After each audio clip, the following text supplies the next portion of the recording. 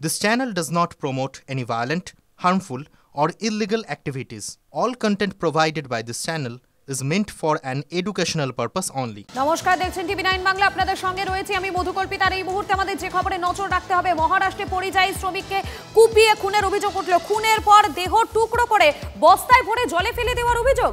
মৃতের নাম আবু বক্কর মন্ডল এবং বেশ কয়েক বছর ধরে মহারাষ্ট্রে শ্রমিকের কাজ করতেন। উত্তর চব্বিশ পরগনার বাদুরিয়া থানার নারায়ণপুর গ্রামের বাসিন্দা আবু বক্কর মন্ডল স্ত্রীকে নিয়ে মহারাষ্ট্রের ভাসি থানার ওয়াসিগাঁও এলাকায় থাকতেন তিনি। 20 জুলাই সন্ধ্যার পর থেকে খোঁজ পাওয়া যাচ্ছিল না আবু বক্কর মন্ডলের এবং মোবাইল ফোনও তার সুইচ অফ ছিল। খোঁজাখুঁজির পর না পাওয়া গেলে স্থানীয় ভাসি থানায় অভিযোগ দায়ের করে তার পরিবার। UEM Jaipur is a perfect target for prospective students aspiring for good jobs, good education with future-ready skills. এরপর ভাসি থানার পুলিশ তদন্তে নামে। মঙ্গলবার একটি ডোবা থেকে আবু বক্করের বস্তাবন্দি টুকরো দেহ উদ্ধার করে পুলিশ।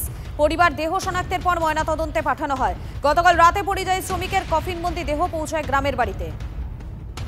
দীপঙ্কর রয়েছেন আমাদের সঙ্গে টেলিফোন লাইনে। দীপঙ্কর, এই মুহূর্তে পরিবারের পক্ষ থেকে ঠিক কি বলা হচ্ছে, কি কি অভিযোগ তোলা হচ্ছে?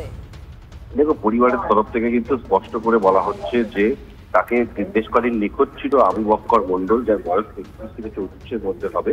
বাইরে কাজের জন্য গেছিল এবং এই পরিযায়ী শ্রমিকদের বাইরে বাংলা বলা নিয়ে একাধিক রকমের তর্ক বিতর্ক রয়েছে। তার মধ্যে এরকম একজন পরিযায়ী শ্রমিককে নৃশংসভাবে কুপিয়ে টুকরো টুকরো করে বস্তাবন্দি করে রেখে দেওয়া হয়েছিল, যা ওখানকার ভাসি থানার পুলিশ উদ্ধার করেছে সেই দেহ এবং তারা তদন্ত শুরু করেছে। দেহ নিয়ে আসা হয়েছে গ্রামের বাড়িতে গতকাল রাত্রিরেই। তারা এই গোটা ঘটনার তদন্ত চাইছেন, কিন্তু এই যে ঘটনা কেন এরকম ঘটলো, তার সঙ্গে আদতেও কারণ সত্যতা ছিল নাকি অন্য কোনো কারণ, এই সমস্ত বিষয় খতিয়ে দেখা হচ্ছে। একেবারে ধন্যবাদ দীপঙ্কর। আমার ছেলে বোম্বাইতে গেছে, ওই ছাইটি কাজ করতে গেছে, তা ওই সব তারাই খুন করেছে। খুন করে ওই বোম্বাইয়ে খাড়িতে রেখেছে, খাতার মধ্যে পুঁতে দিয়েছে। আমি ওদের শাস্তি চাই, ওদের ফাঁসি চাই। যেভাবে হত্যা করা হয়েছে, কেটে পিস পিস করে গর্তয় পুঁতে রেখেছিল। ওর যে যে খুনের সাথে জড়িত তাদের চরম শাস্তি চাই আমরা।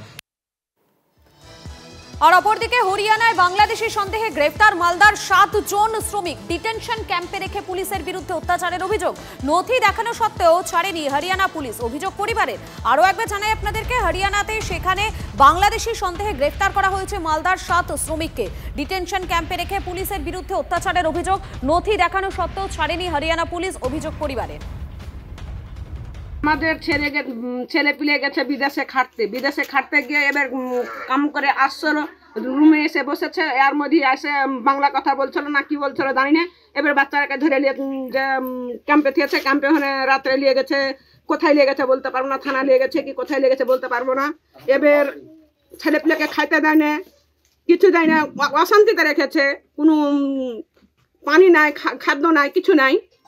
ছেলেপিলে কিভাবে বাঁচবে? আমাদের ছেলেপিলে না খাটবে তো আমরা খাবো কি? আমার স্বামী নাই, আমার জমি জায়গা নাই, আমার কিছু নাই, আমরা কি করে খাবো?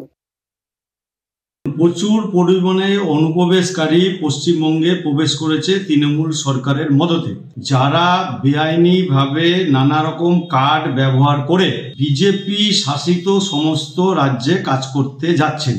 তার একটাই কারণ, পশ্চিমবঙ্গে কোনো রকম কাজ করার জায়গা নাই। প্রচুর পরিমাণ পশ্চিমবঙ্গ থেকে এক এক জায়গায় কাজ করতে গিয়ে কেউ চোরাচালানকারী, কেউ ফেক কারেন্সি, কেউ নানা রকম সন্ত্রাসের সঙ্গে এর আগে জড়িয়ে পড়েছে। সেই জন্য পুলিশের সন্দেহ হলে তারা তাদেরকে নিয়ে ডিটেনশন ক্যাম্পে রাখছে।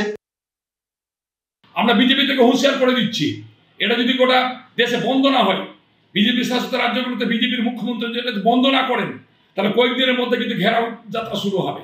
এবং বিজেপির যত মালদা জেলার বুকে যত জনপ্রতিনিধি আছেন, এমএলএ আছেন, সেখানে দাঁড়িয়ে আজকে এমপি আছেন বা সাধারণ নেতৃত্বরা আছেন, যারা তাদের বাড়ি ঘেরাও করবে সাধারণ মানুষ, পরিযায়ী শ্রমিকের পরিবারের মানুষ, তৃণমূল কংগ্রেসরা, এবং বাড়ির ভিতরে তালা লাগিয়ে বন্ধ করে রাখবো যতক্ষণ পর্যন্ত না এই সমস্যার সমাধান হচ্ছে। বাংলা ভাষা এবং বাঙালিরা নিরাপত্তা পাচ্ছে না কোনো ভারতবর্ষে, ততক্ষণ পর্যন্ত এই বিজেপির নেতাদেরকে, যারা মানুষ খুন করার চেষ্টা করছে ক্ষমতার লোভে, তাদের বাড়ি ঘেরাও করে তাদের ঘরের ভিতরে বন্ধ করে দেন।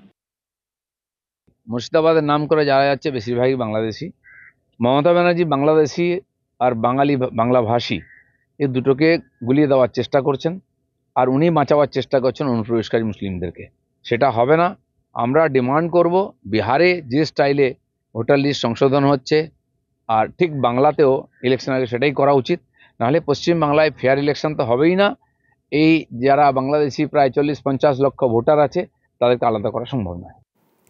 ডাবল ইঞ্জিন সরকারের রাজ্যে বাঙালিদের উপর নির্মম অত্যাচার দেখে স্তম্ভিত। এই ভাষা সন্ত্রাস বন্ধ হবে কিনা? ভিন রাজ্যে বাঙালিদের উপর নির্যাতনের প্রসঙ্গে ফের চড়া সুর মুখ্যমন্ত্রীর। এক স্যান্ডেলে তার অভিযোগ, হরিয়ানার গুরগাঁওয়ে বাংলা ভাষাভাষী মানুষের উপর অত্যাচার প্রতিনিয়ত বাড়ছে। পরিচয় যাচাইয়ের নামে নির্যাতন চলছে। যথোপযুক্ত পরিচয়পত্র থাকা সত্ত্বেও রাজস্থানের মতো রাজ্য থেকে বাংলাদেশি বলে পুশব্যাক করা হচ্ছে। এই অভিযোগও তুলেছেন মমতা বন্দ্যোপাধ্যায়। বাংলা ভাষার ওপরে আজকে ভাষা সন্ত্রাস চলছে এবং বাংলা ভাষায় যারা কথা বলে তাদের উপর খুব অত্যাচার হচ্ছে। আরেকটা ভাষা আন্দোলন সমাজকে যাতে জাগ্রত করতে পারে এবং আমাদের ভাষাটা মনে রাখবেন সারা পৃথিবীতে ৫ম স্থানে এবং এশিয়াতে ২য় স্থানে। প্রায় ৩০ কোটি লোক বাংলা ভাষায় কথা বলে, আর আজকে বাংলা ভাষায় কথা বললেই তাকে জেলে নিয়ে যাওয়া হবে, এটা আমি মানতে পারছি না। আমি কেন, আপনারা কেউই মানতে পারছেন না। সুতরাং এটা নিয়ে আমাদের প্রোগ্রাম করা উচিত সর্বস্তরে। একদম মিথ্যে কথা, সরাসরি মিথ্যে কথা। কোন বাঙালিদের মারা হচ্ছে সেটা বলুন। বাঙালিদের মারা হচ্ছে, কোন বাঙালিদের মারা হচ্ছে? খালি খালি মানে ঝগড়া লাগিয়ে, উস্কানি লাগিয়ে ব্যাস ভোটটা কোনো পার হয়ে গেছে।